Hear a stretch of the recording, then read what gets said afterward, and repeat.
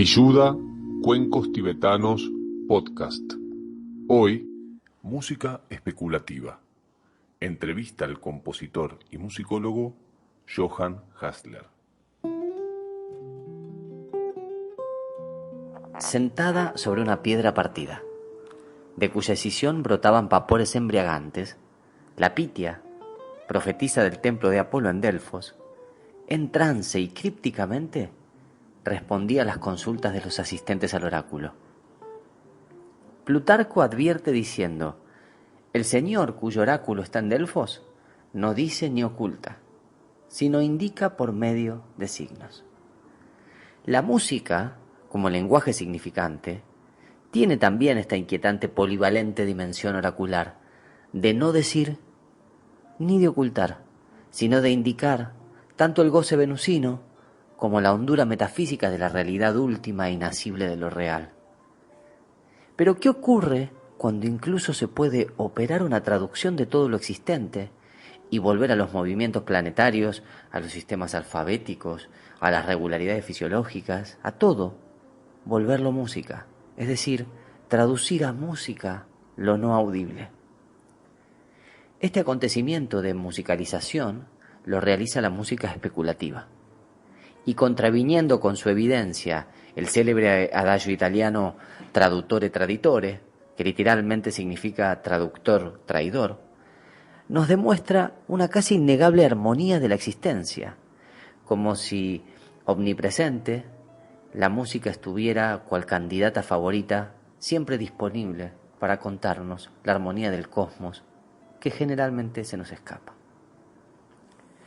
Para hablar de ello, de música especulativa, nos acompaña el compositor, musicólogo, director y profesor universitario Johann Hasler, poseedor de un doctorado en composición en la Universidad de Newcastle en Inglaterra, músico por el Conservatorio de la Universidad Nacional de Colombia, entre otras muchísimas conquistas más en el ámbito académico.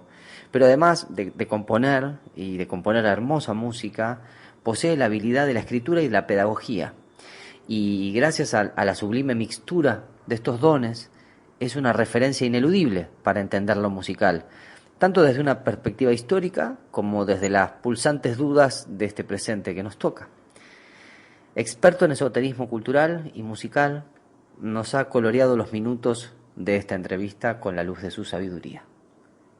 Así que, dichosos por podérselas ofrecer, deseamos que disfruten su entrevista.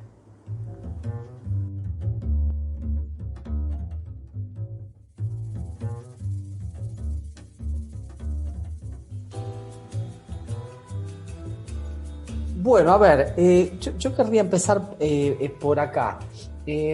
Si bien la posmodernidad un poco hace estallar el sentido de las palabras y de las cosas y todo está como en un estado medio polivalente y esto está a la orden del día, hay algunos términos específicos en esta lábil posibilidad que tiene el presente para definir, que parecieran que están más auspiciados por el desconcierto que por la revelación.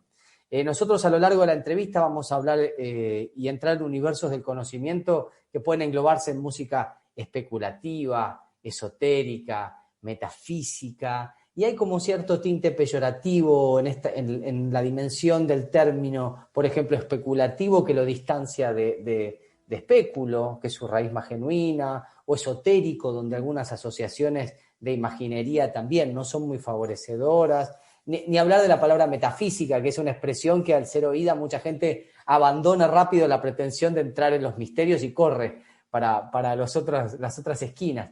Por esta razón, Johann, yo quería comenzar por ahí, como dando perímetro a estos términos y sin que definirlos sea encorsetarlos, por lo pronto pedirte que proponernos alguna perspectiva que los perfile o que los territorialice. ¿De qué hablamos cuando hablamos de música especulativa o de música esotérica o de música metafísica?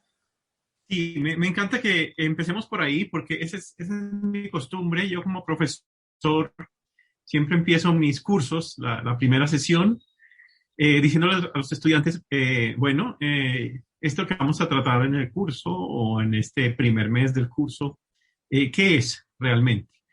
Y soy un poco obsesionado con la etimología de las palabras. Y les digo a mis estudiantes, vamos a centrarnos en lo que la palabra, digamos, fue acuñada para significar, no en el uso cotidiano, no en lo que la gente piensa o cree cuando oye la palabra, sino en lo que la palabra, por qué esa palabra fue escogida o creada para significar algo en específico. Bien. Perfecto. Entonces, usted lo mencionó cuando decimos música especulativa, el origen de esta palabra es del latín la música especulativa busca ser un reflejo, o sea, como que se mirara al espejo la música y viera más allá del espejo, como que diera un reflejo musical de alguna otra cosa que se mira en ese espejo musical, ¿sí? Y eso puede ser toda clase de cosas.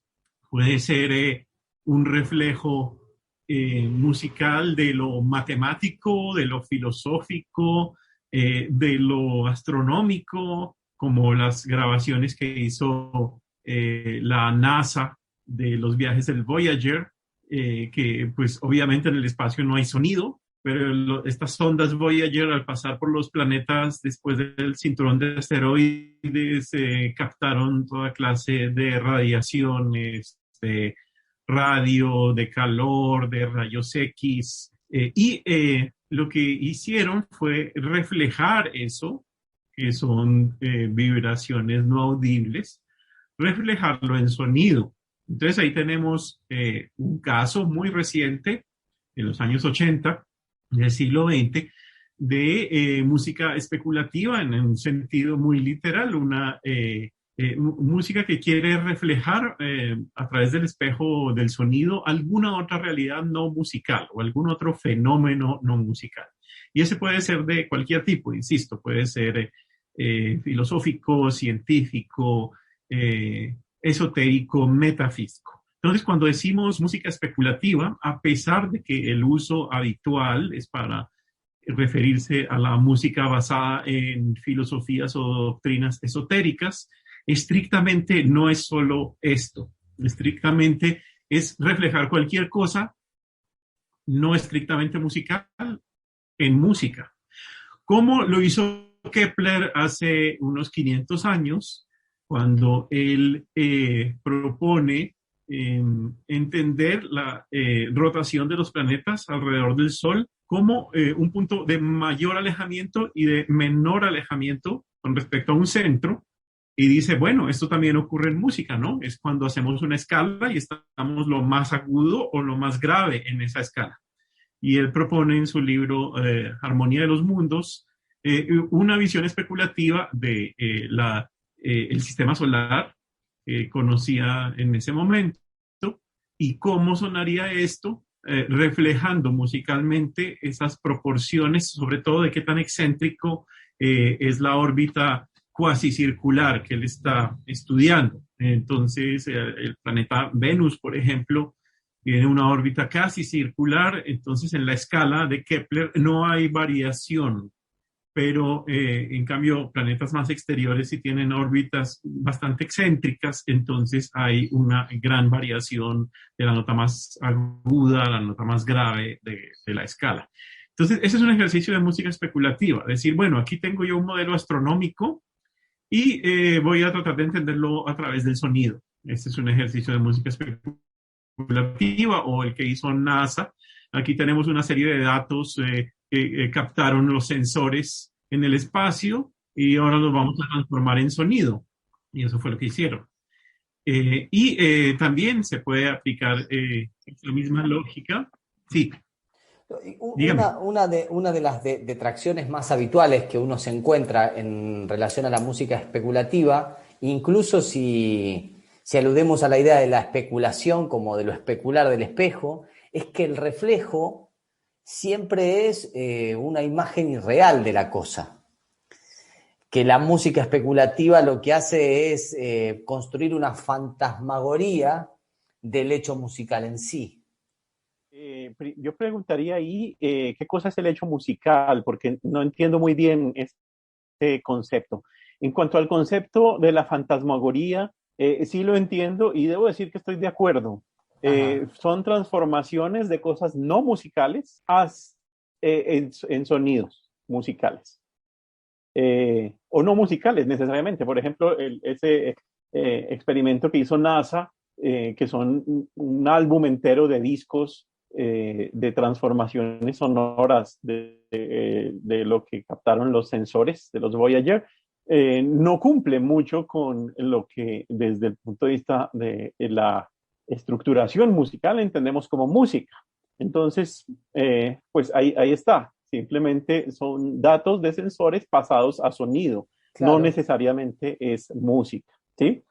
Y claro, esto se puede mediar en diferentes niveles. Puede, por ejemplo, alguien que si sea compositor, muy centrado en la música, quiero decir, preocuparse por dar una forma o dar unas secciones o tener un centro tonal o todas estas consideraciones porque es artificio que hemos generado culturalmente.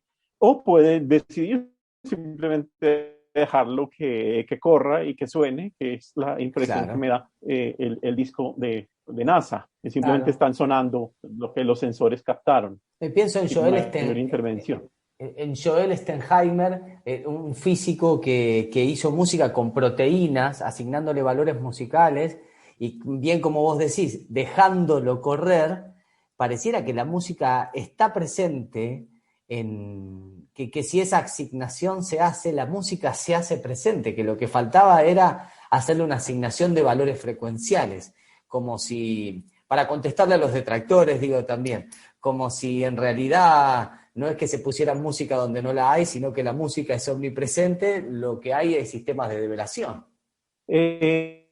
Sí, yo iría más allá, inclusive. Creo que todos nuestras organizaciones perceptuales de todo tipo, incluyendo las sonoras, son como nuestras mentes ponen sentido a aquello que perciben, ¿verdad? Uh-huh. Y esto a veces lo hacemos a través de consensos sociales. Entonces decimos que esto es realista, que esto es abstracto, que esto es bonito, que esto es feo. A veces simplemente lo hacemos a través de sistemas de asignación, ¿no? Entonces decimos, cuando pase esta frecuencia o esta molécula, habrá este sonido. Y lo que estamos haciendo es reconfigurando esos datos a través de nuestra comprensión y tal vez, y por qué no, cambiándolo de nivel de manifestación. Claro. Algo que era visual, luego lo volvemos táctil o lo volvemos sonoro, bueno, es el proceso que hace todo el arte, ¿no? Todo el arte es mental. Originalmente el artista tiene una idea y eso no existe en ninguna forma más que solo la idea. Y de ahí es puesto en alguna materia. Entonces, de esa materia puede ser retransformado en otras materias también. Claro. Me, me, Y ahí está el valor de lo reflejante del espejo, ¿no? Nos puede, no necesariamente es un espejo plano que nos muestra exactamente lo mismo como está llegando, puede ser un espejo curvo, ¿verdad? claro. Puede darnos una perspectiva diferente. Ay, me voy a valer de algo que dijiste hace un ratito, que las palabras son acuñadas para significar, que me gustó mucho el término de acuñar, porque como está relacionada con la moneda, de alguna manera está relacionado con el valor. Eh, Sí, Hablamos así es. del término especulativo. ¿Cómo podemos, con el término esotérico, qué es lo que pasa en su capacidad de significar? ¿Para qué fue acuñado el término esotérico? Lo acuñaron los filósofos griegos en la época de Aristóteles y un poco después para referirse a las enseñanzas filosóficas que no se publicaban, que en la academia, en Atenas o en otras escuelas filosóficas, esas enseñanzas o explicaciones no quedaban consignadas en los libros o en los tratados que nos han llegado, sino que son las explicaciones interpretaciones que se hacían ahí a viva voz en clase o durante la conferencia. Es un fenómeno que todavía vemos al día de hoy, ¿verdad? Nosotros podemos leer artículos y leer libros, eso es lo que está consignado por escrito, pero ¿por qué vamos a congresos internacionales a leer un artículo? Eh, ¿Cuál es el sentido de eso? Si ya está escrito, pues yo lo leo, ¿verdad? Claro. Y lo descargo y no tengo que viajar a otro continente para oír al autor leerlo. Pero si el autor está ahí presente, le puedo hacer preguntas, podemos tener la ronda de preguntas al final de la ponencia o inclusive los paneles en los congresos. Y ahí hay un conocimiento que va más allá de lo consignado por escrito, preguntas, comentarios, y en ese sentido nació la expresión esotérico en el campo de la filosofía, ¿sí? Los conocimientos orales que se daban en clase o en conferencia y que no quedaban consignados en los escritos. Ese fue el uso que se le dio originalmente. Eh, o sea, un conocimiento que no está para ser entendido o transmitido públicamente, sino de manera un poco más selectiva, y eso puede ser porque con quienes uno lo va a compartir son sus estudiantes de todo el tiempo, su escuela con la cual viene trabajando años o meses, y entonces hay un nivel de relación diferente que alguien que se topa por primera vez con la obra de Aristóteles o los diálogos de Platón y va leyendo ahí, digamos, develando lo ahí escrito. Entonces, ese es el sentido original de la palabra de enseñanzas esotéricas. Quería decir eso, lo que está más interno. Eso significa en griego, ¿no? Es lo más interno. Interno en el sentido de que está en esa escuela, se discute ahí, no necesariamente fuera de la escuela.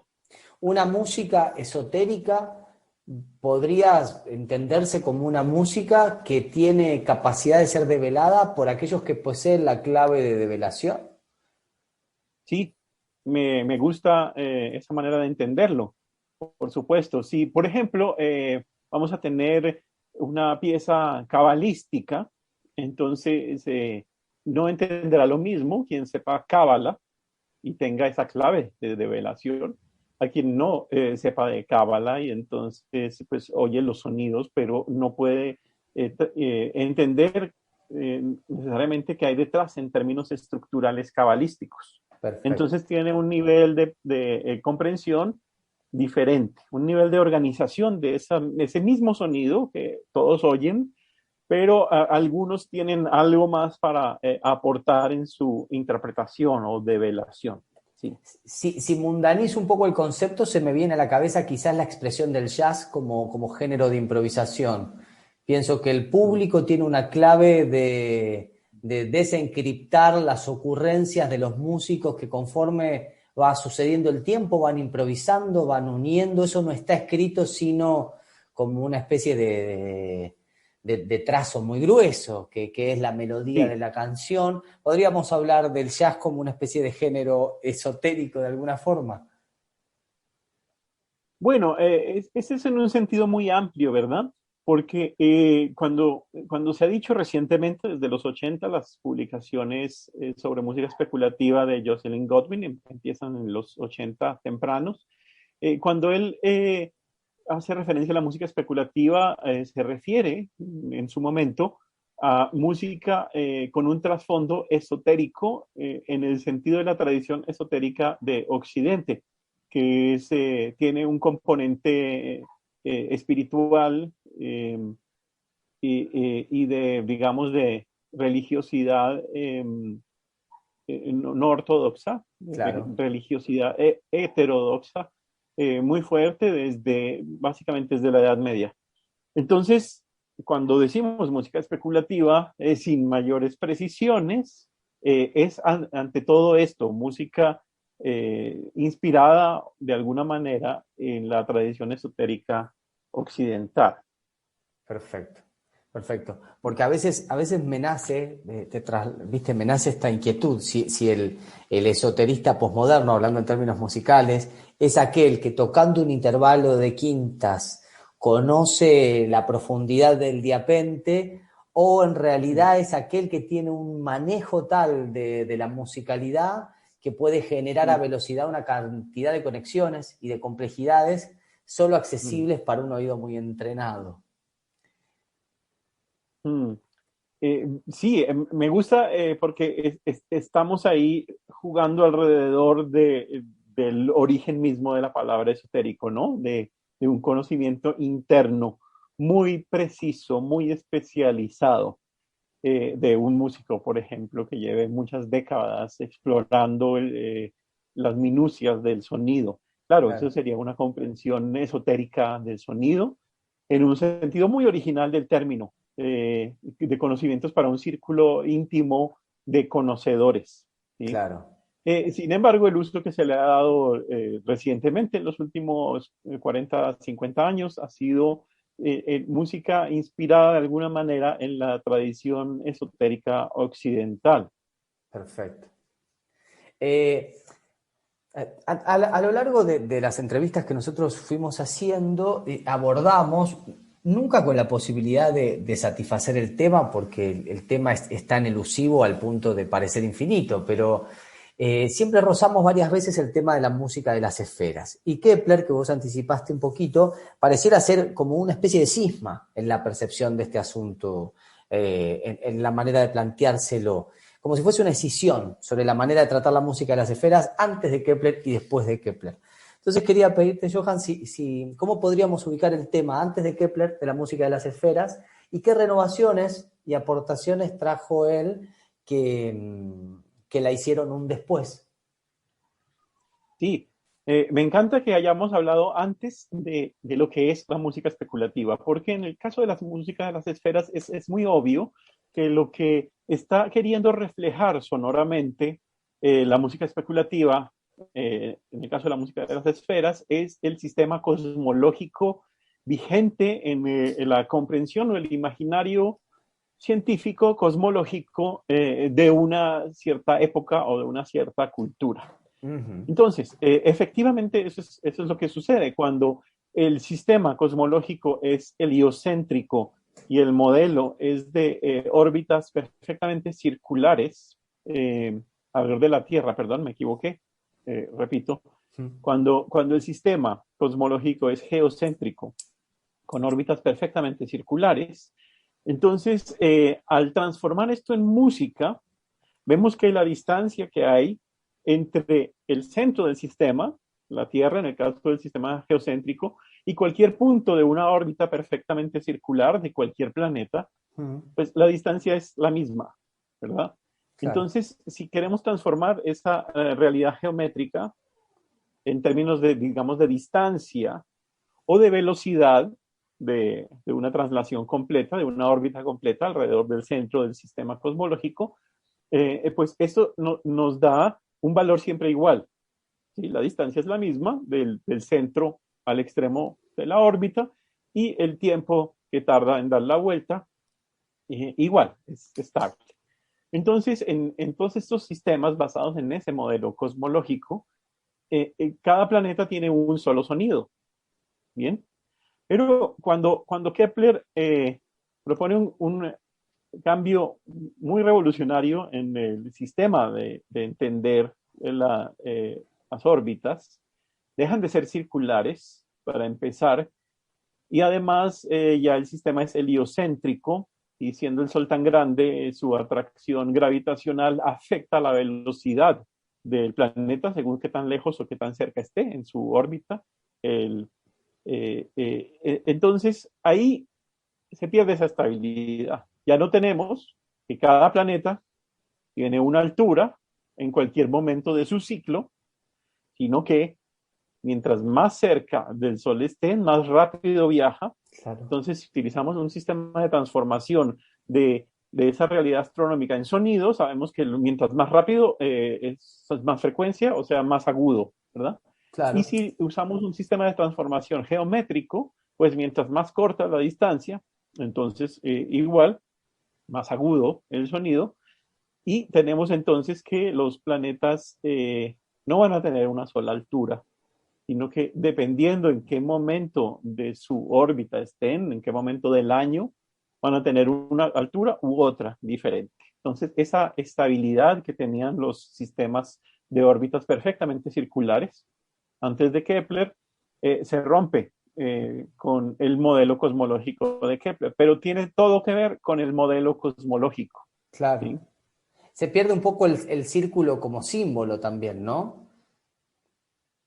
Pues en el sentido de que dejamos de oír la estabilidad y perfección del círculo, Claro. y ya entra lo que hoy en día, medio milenio después de Kepler, llamamos el caos, la gran, los grandes pequeños cambios continuos que hay en el universo, donde nada es estable y nada es predecible y nada es perfectamente estático y por lo tanto comprensible en su totalidad, pues se nos empieza un poco a caotizar el sistema. En esta vinculación alegórica entre formas geométricas y la idea de Dios también, ¿no? Debe haber supuesto un temblor de rodillas, que los planetas no, Sí. ya el círculo no satisfaciera, no viniera a satisfacer la predicción. Sí, bueno, fue una gran crisis para la comunidad científica, por supuesto, pero de ahí en adelante todo lo demás que está basado en estabilidades y claridades y eternidades, lo que jamás cambia bajo ninguna circunstancia. ¿Sí? Quiero, Eso entra en crisis. quiero hacerte una pregunta un poco engañosa, Johan. ¿Qué tiene que ver con esto? Según Kepler, en relación a estas proximidades o distancias alternativas de las órbitas de los planetas, el alfelio, el perihelio, cada planeta podía tener dos valores.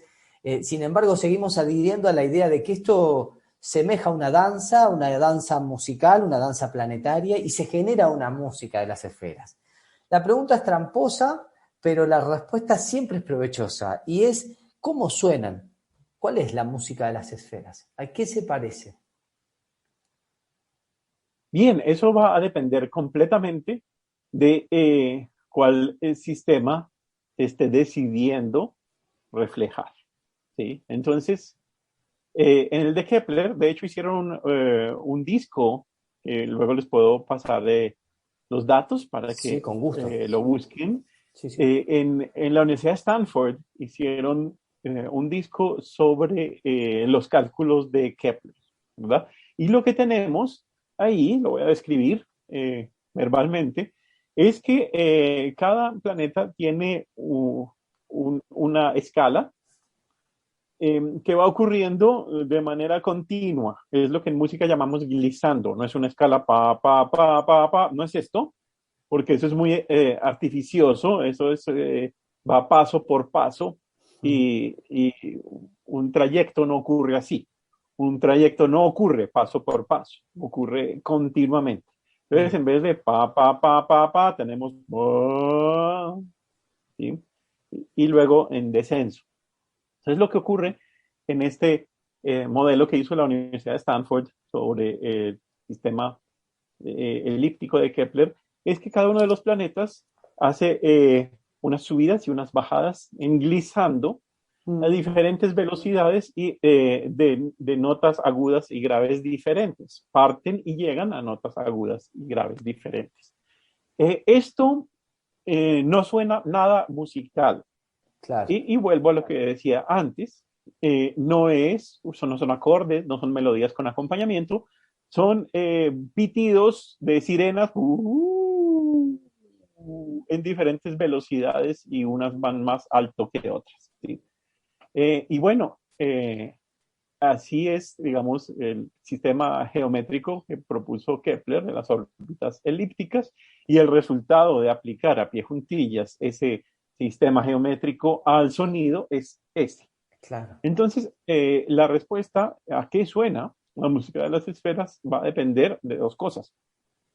¿Qué queremos reflejar? ¿Sí? Y qué tan fehacientemente, qué tan estrictamente queremos reflejar. Entonces, por ejemplo, yo he trabajado algunas piezas musicales donde prefiero utilizar el sistema geocéntrico de los antiguos, que no se corresponde a las observaciones del movimiento real de los planetas, a las observaciones de hace 500 años que hizo Kepler, se corresponden a un modelo geométrico de órbitas circulares con la Tierra en el centro. Pero a mí, como artista, me da más estabilidades, donde Claro. yo puedo decidir que si quiero representar al planeta Venus, tengo una nota para este planeta. Claro. Y entonces lo entiendo así. Entonces ahí decidí no ser para nada moderno y utilizar el sistema de Kepler, que ya tiene medio milenio de viejo, sino que decidí utilizar un sistema que me permita controlar mejor mis materiales musicales. Entonces ahí están las dos cosas en juego. ¿Qué sistema desea uno reflejar en música y de qué manera lo va a reflejar, si de manera muy estricta o no? Claro. Porque, por ejemplo, Kepler en su libro dice, esto es como una escala. Bueno, él estaba pensando en escalas de notas por separado, pero luego en la Universidad de Stanford, cuando hicieron este modelo sonoro, dijeron, no, pero es que las órbitas no van como escalas, van como continuidades. Entonces, Kepler no quiso proponerlo en su libro de La música de los mundos, de manera literal como ocurre en el movimiento físico, Claro. que las cosas van de poco a poco, sino que lo musicalizó un poco más y dijo, bueno, vamos a hacer como escalas, pero en realidad no son escalas, Claro, son claro. rangos de sonido. ¿Mm? Me encanta tu aportación, porque es cierto que si uno piensa en un instrumento de cuerdas, esta noción de lo diatónico, de lo discreto, en realidad es una convención para poder maximizar las posibilidades de control sobre el asunto vibratorio. Y también queda ahí pulsando la idea sobre, bueno, quién pone el criterio de qué es lo musical, ¿no? Nosotros en ese glissando ascendente y descendente, con tantos años de música académica, siglos por detrás, podríamos tener un dedo señalador y juzgar, pero estamos lejos de ser la medida del cosmos, como alguna vez se supuso. Quería hacerte a ver esta pregunta, Johan, a ver si me sale preguntártelo así.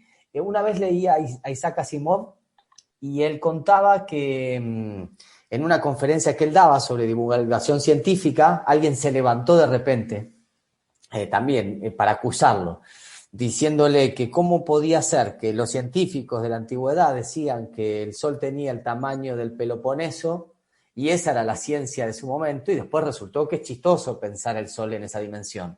¿Cómo podemos estar seguros que lo que usted dice, le decían a Asimov, no es tan chistoso como lo fue entonces el tamaño del Sol, como si fuese el del Peloponeso? Y Asimov respondió, no estamos seguros de que esto sea verdad, lo que sí estamos seguros es que hemos achicado el margen del error. Nos estamos equivocando un poco menos. Entonces yo quería preguntarte esto, si se puede trazar una continuidad entre, hablando de música de las esferas, la visión platónica en el mito de la visión de Kepler y esta manera de hacer música especulativa de la NASA, leyendo el sonido inaudible en otras variables. ¿Hay una continuidad, una línea de unión en estas expresiones de la música cósmica? Sería la misma continuidad que tiene la historia de la ciencia, para continuar con el ejemplo de Asimov. El asunto es, el interés está ahí, la pregunta está ahí, Perfecto. pero la solución a esa pregunta varía ampliamente. y depende de qué entre ahí en juego, qué modelo entre ahí en juego y qué momento del modelo. Decía hace un rato que yo he preferido usar en Sí, mi música especulativa basada en música de las esferas el sistema geocéntrico griego. claro. Eh, y ese, eh, pues, no corresponde al conocimiento más reciente en astronomía. Vos no querés achicar el margen del error, querés maximizar la posibilidad de expresión. Bueno, es que ahí está el asunto. Es tal eh, el nivel de detalle eh, en estos datos más recientes que resulta impracticable Claro. para los instrumentos que utilizamos. La única manera, creo yo, de hacer música de las esferas muy precisa hoy en día sería con música electrónica. La pregunta, estábamos hablando de si había continuidad entre Platón, Kepler y la NASA, y vos estabas retomando esta idea de que hay veces que la pregunta por ahí no es celebrar la justeza científica, sino encontrar algo que tenga capacidad de expresar y que ahora lo único que podría expresar con esa justeza eran las máquinas, sería la música electrónica. Sí, sí, eso. Esa fue una conclusión a la cual llegué yo después de 3 años de trabajar exclusivamente en esto, en mi doctorado en composición y teoría. Finalmente dije, no, nada de esto que estoy haciendo expresa con justeza exacta el gran detalle, la gran complejidad que ya nos han dado las mediciones astronómicas al día de hoy. Nada de esto lo expresa porque el piano no tiene las notas intermedias entre una tecla negra y una Claro. tecla blanca, y las necesito para expresar con justeza lo que hay ahí. Y ningún instrumento tiene el nivel de control microtonal para hacerlo. Entonces, la única manera sería a través de música electrónica. Ahora, esta conclusión me llevó un poco a algo de angustia porque yo no manejo música electrónica, no manejo las máquinas, los equipos, los Claro. programas. Entonces me hice la pregunta, bueno, ¿qué puedo hacer con lo que sí sé hacer? Y yo lo que sí hacer es escribir para Ajá. instrumentos. Y los instrumentos entonces me abogan a utilizar sistemas supremamente más simples de entender el universo. Por eso preferí utilizar el sistema geocéntrico de los griegos, porque es muchísimo más simple que las mediciones más recientes por lo tanto se adecua a los simplísimos instrumentos que Claro. tenemos que hacen solamente 12 notas por octavas cuando pues sabemos que dentro de un semitono hay 100 intervalos, ¿no? Claro. A distancia de un cent cada uno. Y nuestro piano solo hace Claro. uno, no hace Uno. 100, hace uno, es una centésima parte más sencillo. ¿Sí? Hace uno, el intervalo más corto de un piano es un semitono y dentro de un semitono hay 100 cents, pero el piano no hace 100 intervalos, hace uno. Entonces, con esos instrumentos tan limitados, eh, realmente no se puede expresar la gran complejidad que la ciencia astronómica nos ha develado. Así que toca simplificarlo en una enorme medida. Y afortunadamente, si estamos escribiendo música instrumental o vocal en los sistemas occidentales, ya está simplificado porque el sistema es Ya supremamente lo es. simple y supremamente, sí, ya lo es. Ya no puedo hacer intervalos más cortos de un semitono en un piano. Ya me solucionaron esto. Si uso un piano, tengo que utilizar un sistema cosmológico muy sencillo que se pueda expresar en un instrumento tan limitado como son todos nuestros instrumentos de origen Pienso, mecánico. Johan, si no habrá tras eso, por suerte, alguna especie de seguridad fisiológica, porque pensá que me encanta tu manera de acercar esta percepción de nuestros instrumentos en su versión simple, y digo, y aún así, el piano, siendo un instrumento simple, capaz de abarcar solo una céntima parte de lo que puede un semitono, hay veces que con él hay acceso a lo sublime como lo bello dolientes. Y me imagino qué tan riesgoso sería para una fisiología humana poder acercarse a una composición con todos esos niveles de complejidad y justeza. Sí, de hecho, hay unos estudios de psicología de la música que demuestran que la mente humana solo puede procesar simultáneamente 7 niveles dentro de la música. ¿A qué me refiero con niveles? Uno es la altura, otro es el ritmo, otro es el color o timbre, otro es, digamos, la envolvente sonora. Y bueno, así solamente 7 en un dado momento. Es decir, que tener más de 7 niveles de complejidad en un determinado momento, por encima de 7, el cerebro no los va a procesar. Entonces, todo lo que esté por encima de 7, 8, 9, 10 o 100, simplemente no van a ser procesados cognitivamente. Entonces, de cierta manera, es un desperdicio, de cierta manera, preocuparse por más o también pues, podría ser un asunto muy especulativo por demás de escribir música no para humanos, ¿verdad? Y no para otros seres que tengan más capacidad de procesamiento que 7 niveles de complejidad musical simultánea.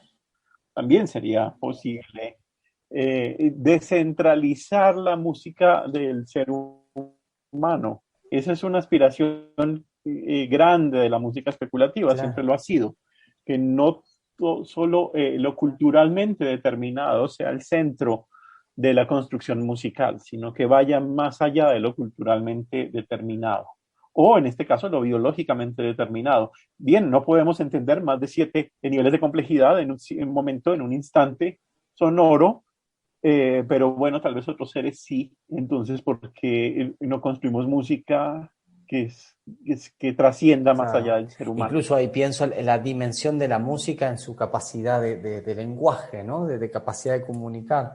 Ahí quiero hacer un enlace con algo que vos tratás en tu variopinta obra, que es extensísima, y la verdad que paso a paso o en un continuo imperdible, pero hay un tema que a mí lo encontré casi por vez primera al leerte.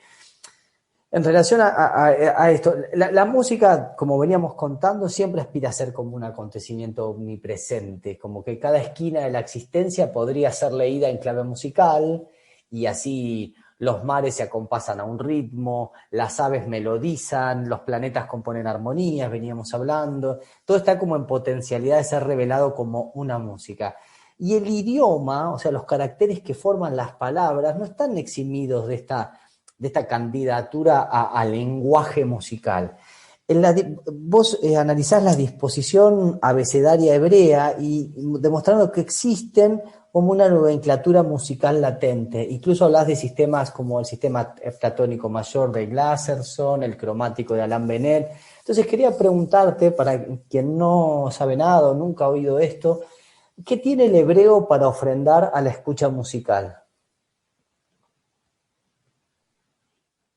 Bien, el hebreo tiene implícito algo que en otras lenguas no es tan implícito y toca hacer una operación aparte, y es que en hebreo, igual que en griego antiguo, no hay caracteres para los números, sino que los números se anotan con las letras del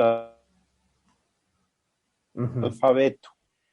Y toda palabra es a su vez una serie numérica.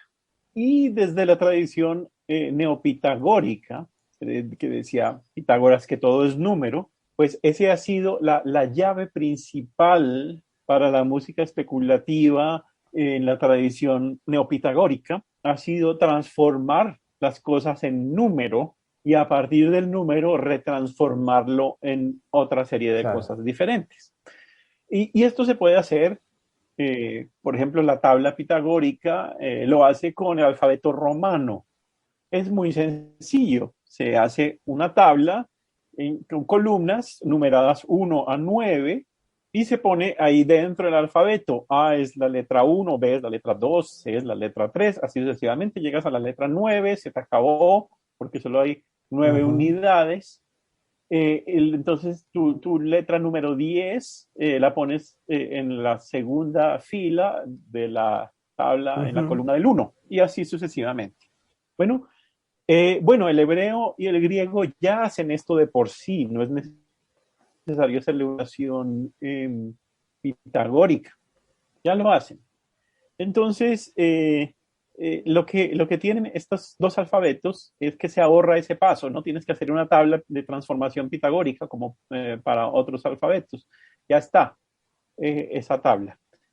Y esto ha hecho que la cábala literal, así se llama la cábala, que examina las letras, sus valores y la gematría, que es, digamos, el valor numérico detrás de las letras y las palabras, ha sido de gran inspiración la gematría y la cábala literal para la música especulativa, porque ya viene como servido en bandeja de plata. Si toda palabra hebrea es una serie de números, entonces es muy sencillo, cada número se interpreta en una altura musical o en un ritmo o en lo que se desee interpretar.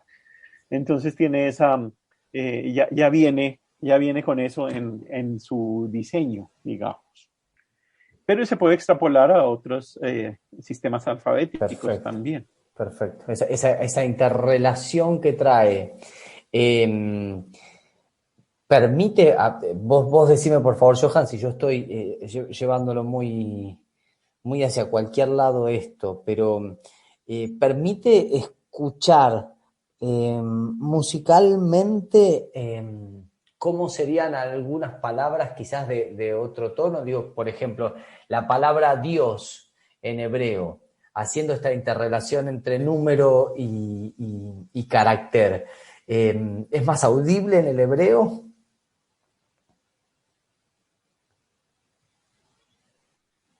No. Todos son operaciones de transformación de algo en números y de números a otra cosa. Entonces, pues realmente da lo mismo. Son solo números. Porque pensaba en el... Entonces, por ejemplo, voy a tratar de explicar esto con una palabra muy básica en hebreo, muy básica porque son los números 1 y 2. Abba, que es padre, se escribe igual que el grupo musical de pop. Entonces, A es 1, B es 2, luego aparece 2 otra vez. Son 2 Bs y luego A de nuevo. Muy bien. Entonces, Abba, padre, es 1, 2, 2, 1. Bueno, esa es la serie numérica. Ahora, ¿qué hago con eso? Bueno, pues puedo decir que quiero hacer en do mayor la palabra padre, entonces hago do, re, re, do, ¿verdad? Perfecto. O puedo decir que no quiero do mayor porque prefiero los tonos menores. Entonces lo voy a hacer en la menor, ¿bien? Entonces 1, 2, 2, 1 en la menor es la, si, si, la. Y así. Perfecto. Me encanta esta traslación. Uno puede... se me venía a la cabeza por la idea del tetragramaton, del verdadero nombre de Dios en su capacidad resonancial, de la peligrosidad que traía al respecto. Pareciera incluso en un nivel del mito muy vox populi, que está la idea de la vibración, de la resonancia y de cierta potencialidad. Por eso pensaba en la potencia que podían tener las vibraciones de algunos nombres. Habría que ver cuál es el verdadero nombre para hacer esta adaptación numérica. Sí, y como es una adaptación, depende de Claro, muchos factores, ¿verdad? Porque entonces, primero, sobre cuál sistema se va a transformar. Entonces, digamos el hebreo muy bien, pero luego en qué sistema se va a transformar. Y puede que digamos que no, pues la mayor o do menor no tiene mucha potencia, pero hagámoslo ultrasónico, claro, ¿por qué no? Entonces, ¿cuál es la potencia de eso ultrasónico? O hagámoslo en colores, pues que también es claro. ultrasónico, porque son vibraciones De los más allá de lo 20.000, audible. claro. Entonces lo transformamos en colores.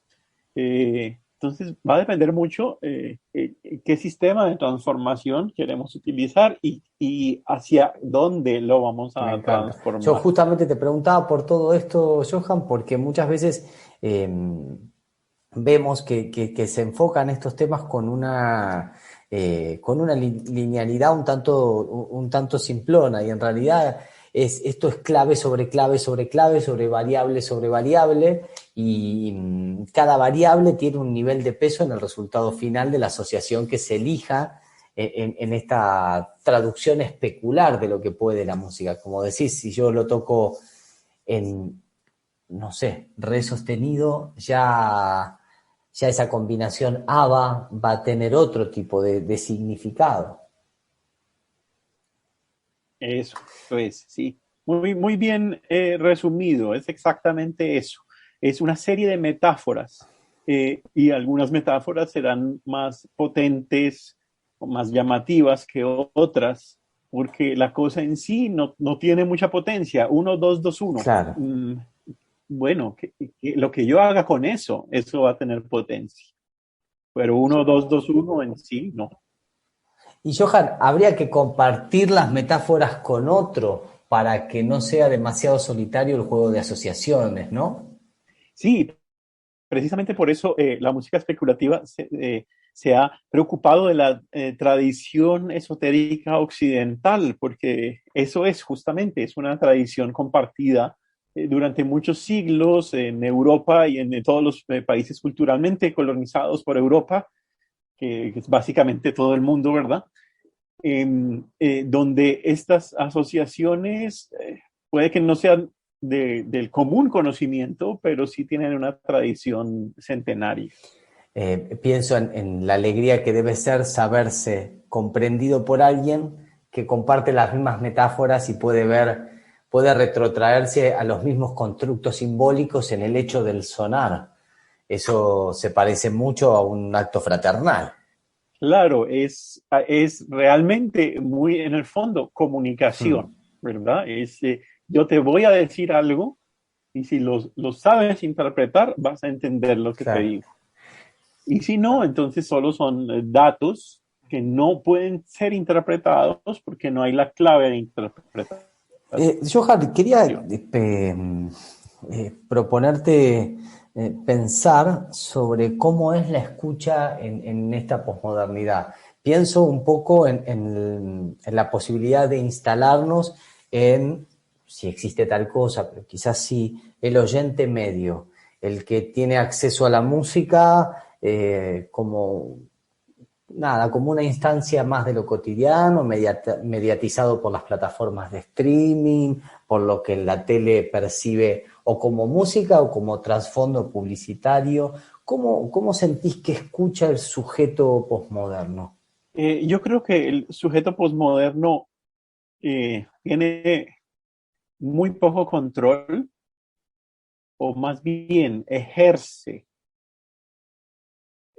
muy poco el control potencial que tiene sobre lo que oye eh, y por lo tanto se hace muy necesario que ese control esté en lo que se escucha. Me explico la diferencia. Oír es lo que los oídos perciben y escuchar es a lo que le damos importancia. Entonces, cuando yo me entero, porque esto no sucede en mi vida, pero me entero que la gente usa la música como fondo para cosas, Uh-huh. para estudiar, para charlar, para leer, eso a mí me dice que ahí se escoge no escuchar, ¿sí? Se está Uh-huh. oyendo, pero se escoge no escuchar porque se está haciendo otra cosa. Por lo tanto, no puede escucharse. Escuchar es una acción que demanda atención completa y total. Entonces, creo que es tal el bombardeo de estímulos que recibimos hoy en día que somos muy hábiles en activar y desactivar la atención de las cosas. Y como casi que no podemos dejar de oír, así que es un esfuerzo, y lo sé porque yo aplico ese esfuerzo, ahorita hablo un poco más al respecto, pero es un gran esfuerzo dejar de oír. Entonces lo que hacemos es que dejamos de escuchar como una manera de, digamos, apagar la atención para ponerla en otra cosa. Pero se nos vuelve un poco inconsciente. Entonces, la gente cree que está escuchando música cuando está leyendo o escribiendo algo, porque se confunde oír con escuchar. Puede que si estemos oyéndolo, lo ponemos ahí mientras hacemos otra cosa y pensamos que estamos escuchando, pero no realmente. Ahora, para dejar de oír, hay que hacer esfuerzos especiales. Alguna vez oía yo que los oídos no tienen, como los ojos, que se pueden cerrar, no tienen párpados. ¿cómo se llaman? Los párpados, sí. Alguien decía que los oídos no tienen párpados, pero yo no estoy de acuerdo. Puede que no los tenga orgánicamente, pero ciertamente puede uno decidir tapar sus oídos para no oír cosas, y puede hacerlo con el propio cuerpo, con los dedos, o con tapones como los que se usan en natación. Entonces, el hecho de cerrar los párpados de los oídos es una decisión y una acción que muy desempoderadamente no tomamos. Nuestra actitud posmoderna a la escucha es desempoderada, como que no podemos hacer nada, pero sí se puede hacer mucho. Yo, por ejemplo, en transporte público solo utilizo el metro aquí en Medellín, porque en el metro no ponen música. Mira. Va uno a un colectivo, a un bucecito, a un bus, y ahí siempre el chofer va a poner algo que él quiere oír, bien, pero que yo no quiero oír. Entonces, lo que yo hago es que no me subo a su vehículo, y busco vehículos que no tengan música, o vehículos donde yo pueda controlar esto, como los taxis. Yo le digo a los taxistas, solo por este viaje podría apagar su radio, no tener música en este viaje. Entonces ahí puedo controlarlo, ¿verdad? Y en general, moderna es muy desempoderada, como que la gente cree que no puede hacer nada al respecto, y sí se puede hacer mucho. Puede uno negarse a oír, puede taparse los oídos, puede pedir que apaguen la radio, puede cerrar la puerta, puede no abrir el Spotify o el YouTube y estar en silencio. Pero pensamos que no podemos, y creo que ahí nos estamos desempoderando del control que tenemos sobre lo que percibimos sonoramente. Me encanta, perfecto. Me gusta tu diferencia entre oír y escuchar, que podemos dejar de escuchar, pero que dejar de oír implica, es una acción, es una militancia sobre la capacidad de intervenir sobre lo que nos interfiere. Me parece fantástico. Eso es, sí, me gusta, sí. Johan, quiero preguntar para... Sí, yo soy muy militante en eso. Muy bien, sí. A veces, absurdamente. Yo llevo tapones de cera en mi bolsillo, y cuando hay sonido que no quiero oír, pues me pongo los tapones en los oídos. Sí puedo controlarlo. Vos, si lo pensamos, es un cuidado semejante al que uno tiene a veces con la nutrición en tanto que comida. Hay cosas que decide no comer y no las come. ¿Por qué dejar que entre al sistema algo en lo que pienso que no tengo posibilidad de intervenir en ese ingreso. Es una buena recomendación la que nos haces, de tomar también esa potestad. Sí, tal vez porque el sonido viaja por el aire y asumimos que simplemente el aire nos rodea y ni modo, ¿no? El aire, por muy malo que esté, es el que tengo que respirar y todo lo que venga con él, incluyendo el sonido. Manejar qué aire respiramos es un poco más difícil, creo yo, que comida ingerimos o qué sonido dejamos que entre en nosotros. Tal vez es por eso, porque como viaja por el aire pensamos, no tengo ningún control sobre lo que hay en el aire. Claro. Pero en el oído sí tenemos control, aunque no tengamos párpados, podemos emularlos de alguna Claro, manera. en esta época donde la prótesis corporal está tan a la orden del día, unos tapones pueden ser el párpado del sentido de la escucha sin ningún problema. Y se compran muy fácil en la farmacia. Claro. Y si los que quieren soluciones más tecnológicas están los audífonos canceladores de Claro. sonido, eh, que es una prótesis electrónica para hacer justamente eso, analizar qué sonido hay y cancelarlo con la onda inversa. Claro, claro. Johan, para terminar, quiero hacerte una pregunta sobre uno de los temas para mí más enigmáticos que hay, que tienen que ver con la composición, con esta acción que vos lo dijiste al principio de la entrevista, de la idea como inmaterial que se vuelve materialidad en algún recurso, puede ser visual, sonoro, este asunto de capturar la inspiración como una inasible sustancia creativa y volverla obra material, obra sónica. Vos tenés, además de experiencia, reflexión al respecto. Entonces, de alguna manera, y por donde a vos te parezca más conveniente entrar, quería preguntarte ¿a dónde es ese lugar, ese topos uranos donde uno va a buscar la inspiración, siendo que si lo que pasa es o no una captura de eso, como si fuera un rapto? ¿Por qué se compone? ¿Cómo se compone?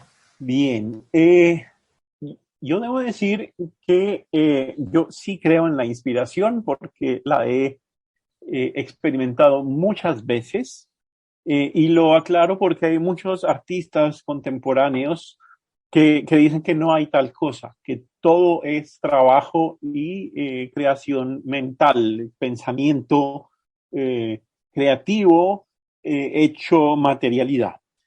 En, en gran parte sí, yo diría que el 80%, pero el restante sí puede surgir por inspiración.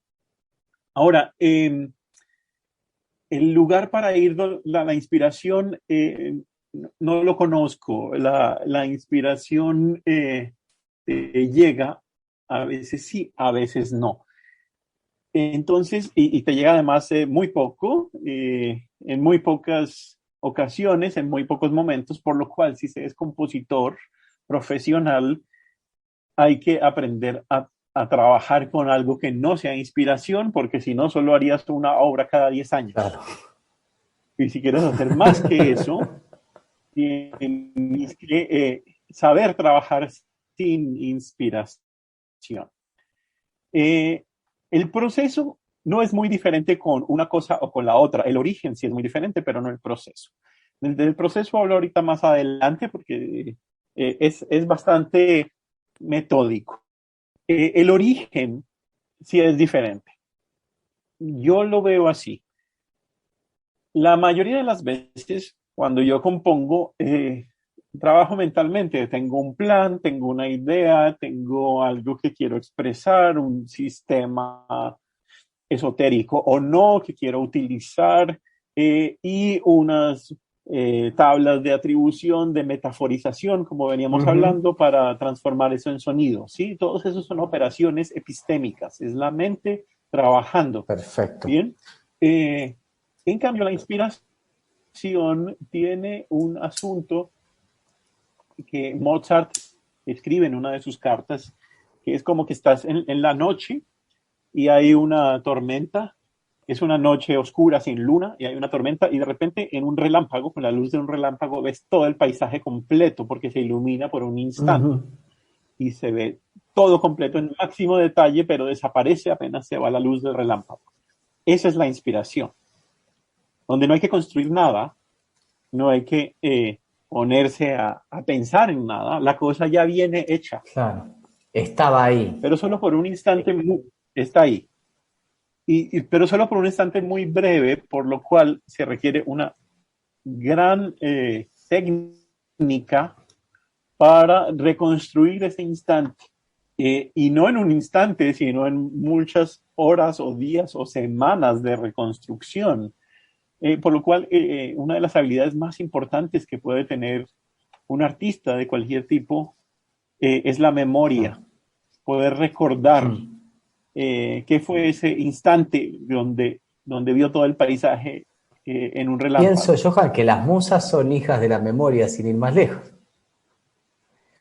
Exactamente. No por nada son Ahí hijas está. del Sin memoria, Mnemosine. sí.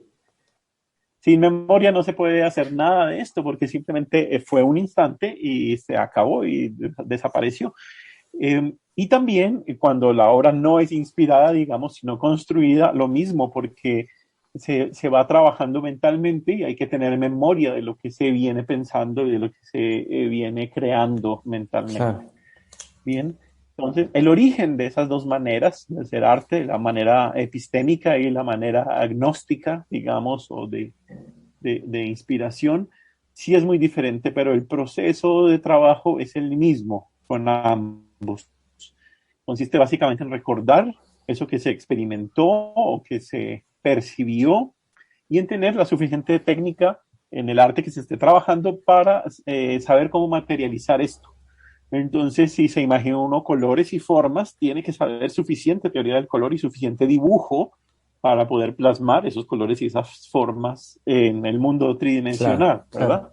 Y en música igual lo plasmamos a través de notación musical, pero hay que tener buena técnica para saber eso que oí en ese momento, o que pensé, o que fui construyendo, cómo lo anoto, qué es realmente, cuál es su altura, cuál es su ritmo, cuál es su color tímbrico, su intensidad. Entonces es ahí donde viene toda la técnica. La técnica para el compositor es la capacidad de eficientemente plasmar algo que ocurrió imaginariamente. Claro, claro. Y plasmarlo en el mundo tridimensional de la notación, por ejemplo. Claro. Pienso en esto de traduttore, traditore. Hay que hacer una traducción de la inspiración tratando de traicionarla lo menos posible y cuanto más técnica haya, más posibilidad de acercarse a esa visión. Sí, exactamente, y más capacidad de escucha. Claro. Por eso es una disciplina mía controlar mi escucha y mi audición, porque eso me afina más la capacidad de escucha. Claro. Supongamos que hay una inspiración, en un momento se tiene una obra completa, pero no se escuchó con atención. Ahí está ya la primera traición, porque luego al aplicar la técnica de escritura no se ha escuchado con atención, no se sabe exactamente qué hubo ahí, en todos los detalles se escapan cosas. Quiero tomarme nada más que un minuto para agradecerte de corazón este tiempo. Nosotros seguimos tu labor, la verdad es que cuando tenemos la ocasión de dar con algún texto tuyo, lo compartimos como compartíamos los discos en nuestra juventud, que no había plataformas, ni YouTube, ni nada, había que ir a la casa de alguien con el material para compartirlo. Bueno, nosotros cuando damos con un texto tuyo, por eso digo, tiene esto de obsequioso, tiene las veces de mirá, lo vamos a poder disfrutar. Así que este tiempo dedicado a escucharte pensar para nosotros es genuinamente un regalo y te estoy muy agradecido. Claro, con todo gusto, y cualquier cosa que necesites adicionalmente, pues escríbeme y ahí estamos, estamos en contacto.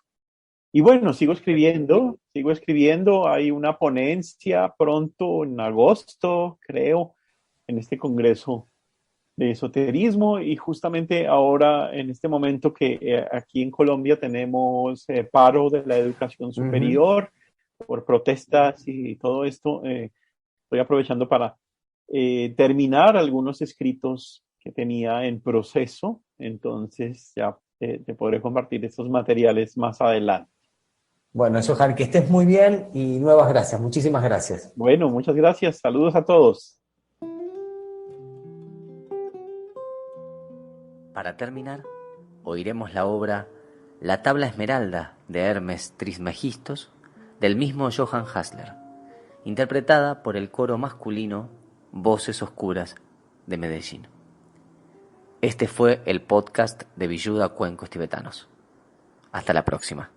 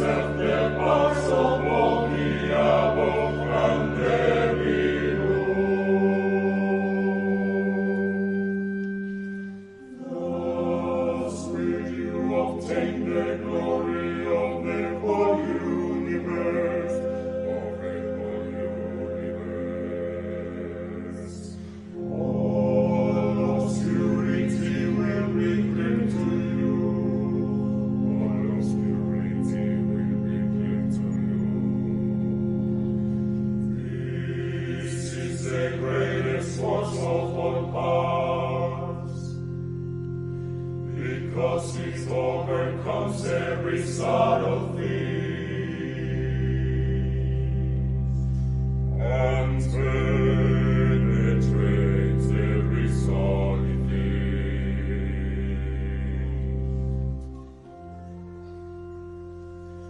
In this way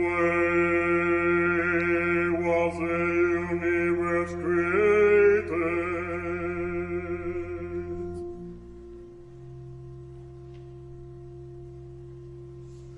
From this comes many wondrous applications,